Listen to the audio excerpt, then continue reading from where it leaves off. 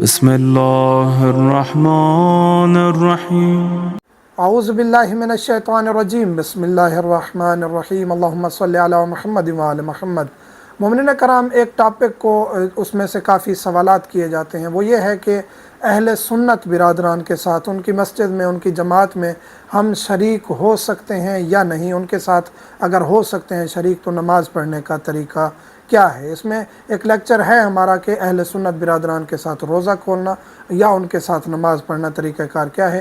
آج فقط نماز کے بارے میں ڈسکس کریں گے۔ جی بالکل، اہل سنت کے ساتھ آپ نماز پڑھ سکتے ہیں۔ ہر شیعہ اثنا عشری، ہمارے اندر اتحاد کا درس ہے، ہمارے اندر اتفاق کا درس ہے۔ ہم نے کبھی لڑائی جھگڑے کو پروموٹ نہیں کیا، یہ ہماری اہل بیت علیہم السلام کی سیرت ہے، مراج عظام کی سیرت ہے، ان کا حکم ہے، مسلمان بھائی ہیں۔ اور اہل سنت کے ساتھ جب ہم نماز میں شریک ہوتے ہیں تو ہم اپنی نماز کی نیت کرتے ہیں۔ اس ویڈیو کو لائک کریں، ہمارے چینل کو سبسکرائب کریں اور بیل آئیکن ضرور پریس کریں ہماری نیو ویڈیو سب سے پہلے دیکھنے کے لیے۔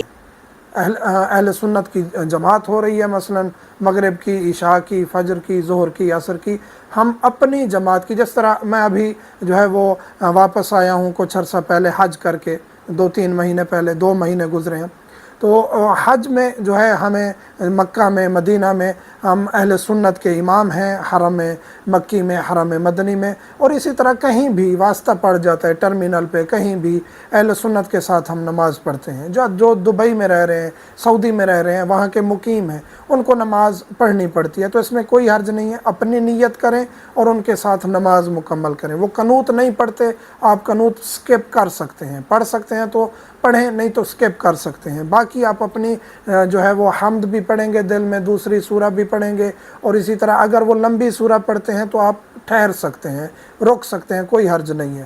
ان کے ساتھ آپ شریک ہوں، نماز پڑھیں، فجر ہے، ظہر ہے، عصر ہے، مغرب ہے، عشاء ہے، کوئی حرج نہیں ہے۔ ہاں، ایک نماز ہے جس میں تھوڑا سا اشکال ہے، وہ یہ ہے کہ مغرب اہل سنت برادران پہلے ادا کر لیتے ہیں، ان کی اذان پہلے ہو جاتی ہے، 10 منٹ، تقریباً 10 سے 12 منٹ کا وقفہ ہوتا ہے۔ ہماری اذان اور ہماری مغرب بعد میں ہوتی ہے، ہم اسی طرح روزہ بھی بعد میں کھولتے ہیں۔ تو وہاں کیا کرنا چاہیے؟ وہاں آپ کسی قضا کی نیت کر لیں، اپنی قضا کوئی نماز کی نیت کر لیں، ان کے ساتھ آپ مغرب پڑھ لیں۔